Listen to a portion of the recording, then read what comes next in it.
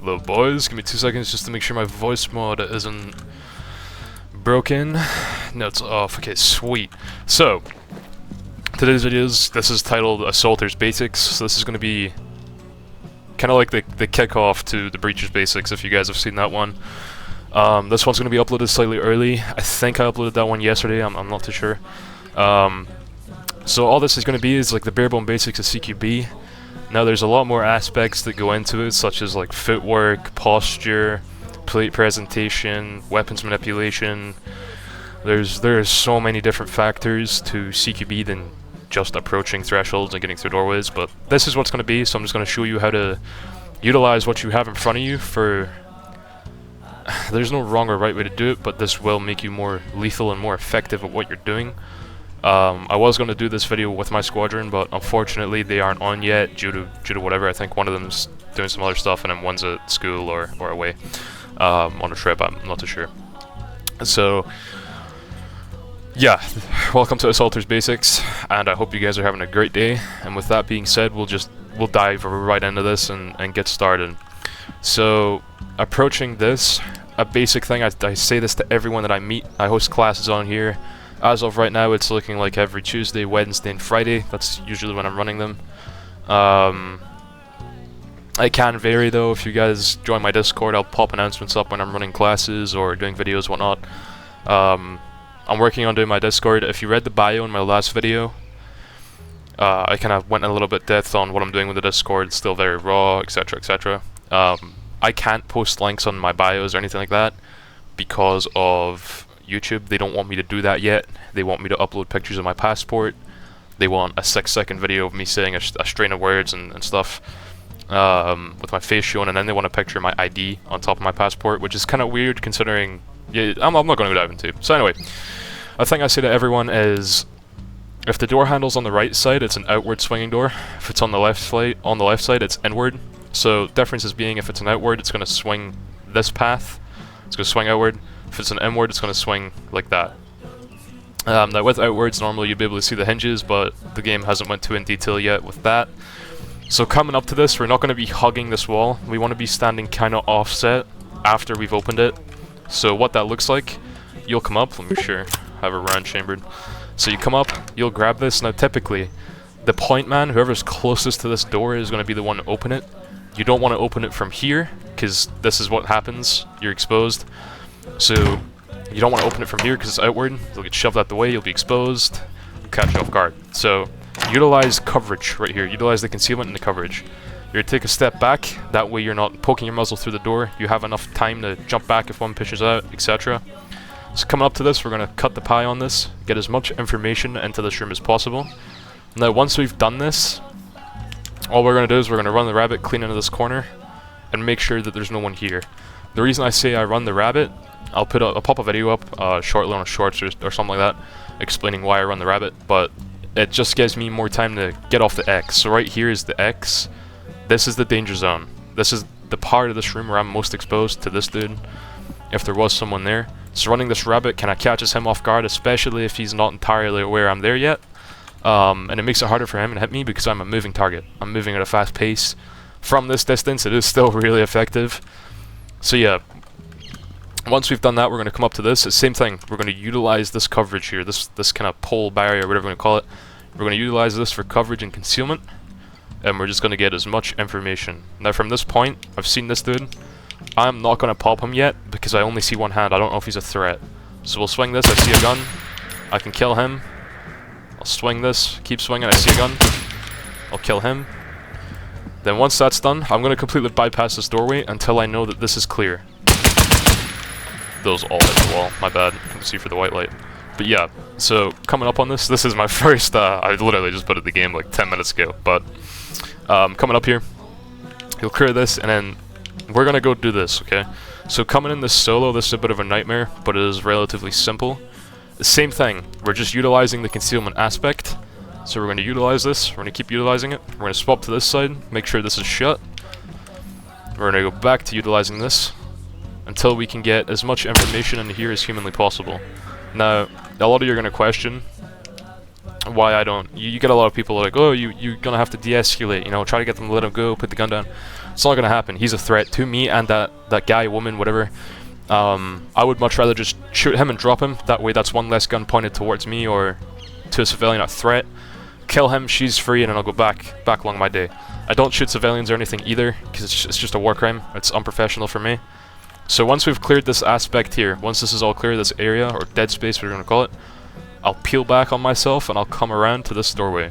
I'm not going to check behind me, because I've already cleared all of this out. So there's nothing here for me to worry about. Again, door handle's on the right side, so this is outward. We'll swing this open, and the exact same thing, I'm going to cut the pie on this, very slowly, just to gain information. Now this dude, if I were to run past this, obviously I can see him, but that's like 2-3 seconds. Let me count this. 1, 2, yeah, so 2 seconds that I'm exposed to him, and in this instance he's already got his gun up, he knows I'm there, so that's 2 seconds he could have killed me. So utilizing the concealment and the coverage, I can get the angle on him, I can kill him, that's fine. I'll cut the pie on this even more. Now, I'm going to do something a lot of people would disagree for, which is called funneling, so blocking up a doorway. The reason I'm doing this is so that I can see deeper into this corner without completely exposing myself. Once that's done, I'll run the rabbit again and just get information of that corner cleared out if someone's there. Same thing with this doorway here. This is a little bit more complicated, but it's the same thing. This is outward as well. So we'll swing it open. Same thing, cut the pie, get information. Remember my distance so I'm not blocking my muzzle. Seen that guy, I can kill him. Now the only 2 threats to me at this moment are this corner and this corner. Now from a solo's perspective, flashbangs come in handy. Personally I use 9-bangs, they're just slightly more effective for me. So I'll toss one in here. I'm going to run into this corner, that's clear. It's all good. Now the 9-bang from this radius is going to hit all of these guys. It's going to be slightly less effective than a flashbang, but it's going to hit them all. Same thing, pop this door open, utilize the coverage and concealment that I have available to me, gain information in here. Again, same thing, this corner, they're my only 2 threads. Normally I'd toss a bang, but in this instance it's not needed. So speed is key with this. In this scenario, it's unlikely that this guy would have killed me, and I know you're going to look at this and be like, oh, he's talking bullshit, he would have died. Not necessarily, because the AIs like this, they stand like this. Even when they hear loud gunshots, when they hear whatever, they stand low ready. Now I can't shoot from here because my gun just won't let me. So if you imagine low ready right here, the AI will see me in his line of sight and he's just gonna mag dump up to me. That gives me an extra 3 seconds once I've crossed this threshold to deal with him.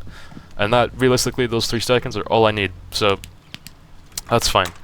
We'll swing this open again. Pie. Okay? We're just gonna keep cutting the pie on all these doorways, because it's the safest option I have available to me at this moment. Same thing, I'm not too worried about this corner back here, unlikely someone's here. Yep, so this one's a little bit more complicated. This is usually where I would utilize a slap charge or a different kind of utility. I do have slap charges on me right now. I also have my utility, which currently I'm rocking the Millenor. But I'm not going to use that because a lot of people don't carry utility. So what we'll do, approaching this is outward. So we're going to utilize this door for concealment and get off of it as soon as possible. Typically I'd be a lot faster getting off of this. I don't want to be caught behind it like this too much, because they can still see me. So controlling the door speed and getting off the X, and then slicing the pie on this, getting nice and deep. Same thing here, I'm going to utilize this doorway and funnel. Approaching this one's a very simple, just again utilizing concealment, that's all you gotta do. I'll come up to here, now instead of going to this area here so I can see in here, this wall is much larger, so I can utilize this concealment from that side and deal with whoever's here, which I reckon will be maybe 1 or 2. Yeah, so from here, now the angle I've just killed both of these guys at, I can see right in this corner. I am still completely covered from this rear end, so once that's dealt with, I'll button hook and go wide. Once that's done, I'm going to utilize violence to action here. They're aware that I'm here from those 2 shots. Now this is something I don't see people utilizing a lot, I've done it in a couple of my videos, is utilizing these tiny little gaps here. Now obviously height over bore matters, so height over bore is the distance from my optic to my barrel. You can see here I'm running a Leopold red dot, so there's about 3.5 inches of height over bore on this that I need to consider. So I'll do another little clip here in a moment and show you what that looks like. So I need to aim realistically right here for that bullet to go all the way through here. Once that's, if there's a guy back there just utilizing this little part here, I can see him, I can take a shot, he can't. I'll run the rabbit on this. Same time, I'm going to run the rabbit on this corner. Once that's done, I'm just going to mind my distance here, utilize this edge of the wall for the concealment, and just start pieing my way around it nice and slow. That's all you have to do to increase your CQB capability, your lethality, and your effectiveness. The way the AIs work in this game, I'll upload a little picture here in a moment, but the way the AI work in this game is it's a detection ring. They have to visually see you and they have a detection ring.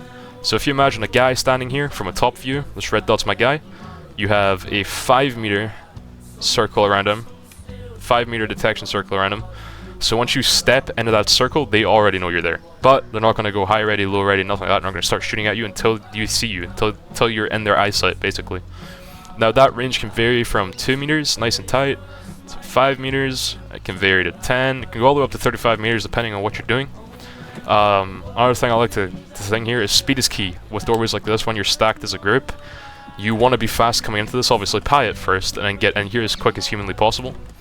The reason for that is I see a lot of people that'll walk like this, nice and slow up here. Now the longer I take to get in here, the more chance of me dying. And if you guys don't know, if you go down in a doorway in this game, the way the physics work, your character will kind of jumble and fuck around until you can get over that. So it decreases the risk. So right now I'm going to skip off to the shooting range to show you what height over bore actually is, and I'm going to upload some pictures of the detection rings and whatnot. So we'll skip to that right now. Okay boys, welcome back. So right now I'm in an indoor shooting range, and we have all these targets. I'm going to be using target 3 just to demonstrate this to you. So closer is actually better. So height over bore, right? If I aim right here on this X, if I walk up to this, keep my kind of crosshair right over the center of this. Now from here, let me get as close as I can. If I shoot this X, I'm going to be 2.5 to 3 inches underneath it, as you can see here, right above the 9. So this is something you need to take into consideration. For example, if I aim for a kill shot right now, straight for the center of their brain, if I aim for that, it's going to land between his eyes, kind of at his nose. Same applies if I'm aiming for a mouth shot, it's going to hit him in the throat. The same applies for if I want to aim for the heart, which is usually positioned right about here. If I aim for his heart, it's going to go that 2.5 inches underneath him. So typically, normally, that would probably scape the heart, I'm not too sure. Same applies for the lungs. If you imagine this 8 was like up here, if I shoot that, aiming for his lung, it's going to hit a couple inches underneath. Same thing if I shoot for his bladder, so right around here, it's going to go completely underneath. So that's what height over bore is, basically. The difference between the height from where you're seeing your optic from and the height between your barrel. So I'm going to show you a couple of different guns I have set up, some with risers, some with not. So target 3, this is my Leopold, my normal rifle build, my H&K 416A5, with no riser, nothing like that. So let me drop this really quickly, and we'll use something else, for instance. So this Noveski, one of these will have a riser on it that I run. Yeah, this will do. So if I were same thing, this one's going to be slightly more. If I aim for the center of this 9, and I walk nice and tight up close, and pop here, it's landing much lower than it should have normally been. If I aim for a kill shot in the brain, it's just gonna land just under his left eyelid. If I aim for his mouthpiece right here, it's not even hitting him in the throat, it's hitting him just above that V at the tip of your thorax. Same applies if I aim for the lung, so we'll just do this one right around here. It's gonna go way underneath. Same applies for, we'll do the heart right now, which would be right around here. It's gonna go right under it.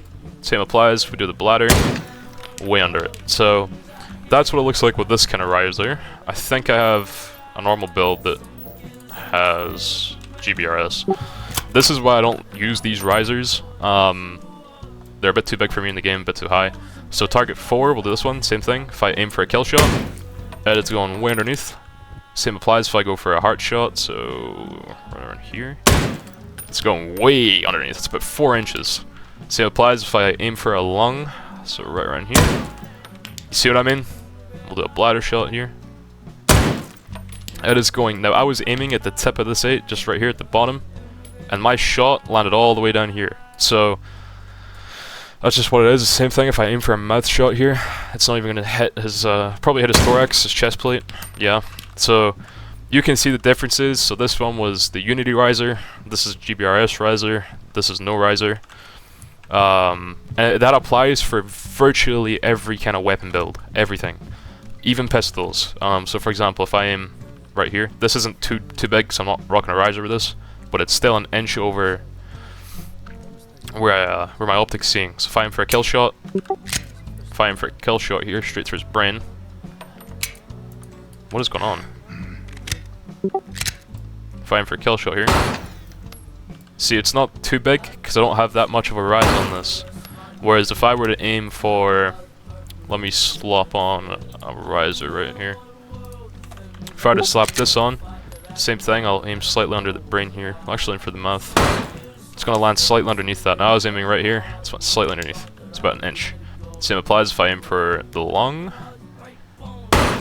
It's going to go slightly, actually that one wasn't too bad. Slightly underneath, but not too bad. Same thing if I walk up to the X here, center of the X, it's just under it. So that's all risers do. That's all they do. It's nothing crazy. It's just the way it is. So keep that in mind. This works at long distance too, for example. So this target's unscathed. If I tap this further back right here and I aim for, we'll do a heart shot. Same applies if I aim for the lung, which would be right around here. If I aim for the bladder, I'll do a kill shot. If I bring that back up here. Now, I was aiming for the center of his brain, which is positioned. My laser doesn't want to work for some reason. It's positioned pretty much right here. It's the center of the brain. I aimed for the heart, which was around here. I normally aim quite high up, just for the height over bore. Aim for the lung, I was aiming around here. You saw it in the video yourself, you can play it back. Aim for the bladder. At distance, it matters. It really, really matters. It's always gonna matter. This comes in handy. Knowing your height over bore comes in really handy. For example, hostage situations, any situation where you have to hit and knock your shot. You gotta bear in mind, you gotta account for those extra inches that you're gonna be facing. So with that being said, I'm about to pop up the pictures here, the detection ring for the AI.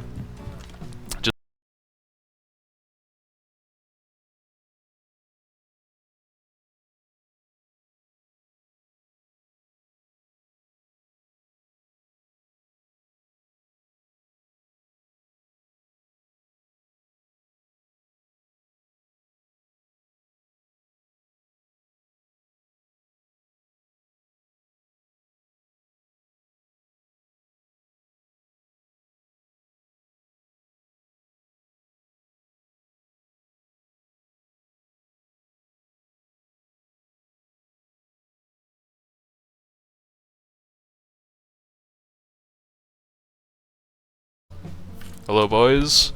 I actually did just upload Assaulter's Basics just here a second ago. And I remembered I didn't do an ending to the video. So consider this like a quick touch up before it's uploaded. You guys can watch it and then comment and leave your opinions, whatnot. This is just a quick thank you, because I've noticed my very first video I uploaded a couple of days ago and it's already sitting at 50 something views. It's nearly 60 views. I have 20 on my other one, 30, 40, like you getting the gist. So for everyone watching, this is a massive thank you. And I'm not going to be one of these guys that's like, oh, subscribe, like, comment, like every single time I upload. I'm not going to try and coerce or force or demand anyone to like my things. Everyone has their own opinion, their own idea of what they like. For some people, I may not fit into that. Maybe they don't like watching my content, and that is completely fine. I'm not going to hold it against you. I'm not going to be mad over it. Like, everyone has their tastes. So this is just a massive thank you for listening to my annoying voice, watching my videos, leaving comments for me to read. It's amazing. I love it. So this is just a thank you, like a heartfelt thank you for the support I'm getting from you guys, all the stuff you're doing. I'm loving it, and it's bringing some more joy to what I do. There's quite a good few people out here. My next video will be uploaded shortly after this one. I'm not going to try to rush it. I just want to pump some more stuff out for you guys, keep you entertained, you know. My next one will be pretty interesting for you guys to watch. I tried to keep this short. This video specifically, I tried to keep it quite short. When I was editing, I had a little look at it, and it's already like 18 minutes, 19 minutes long. I've tried to cramp up as much information as I possibly can into this one small video, and it's not going to work.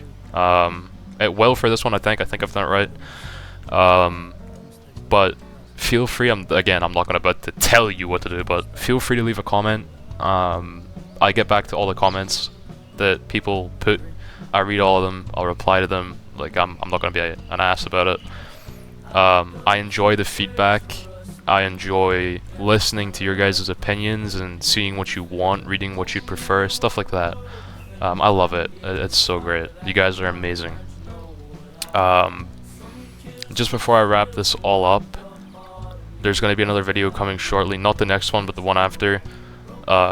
Some other dudes had asked me to do another kit shakedown. I reworked one with like better mic audio, and they want me to add my teammates into the play, so hopefully that'll be pumped out in the next kind of 2-3 days, depending on what I'm doing and how busy I am. I'm about to ask something really big of you guys. I don't really want to, but if you could please like the video. You don't have to subscribe or anything. If you just click the like button, that would be really appreciated.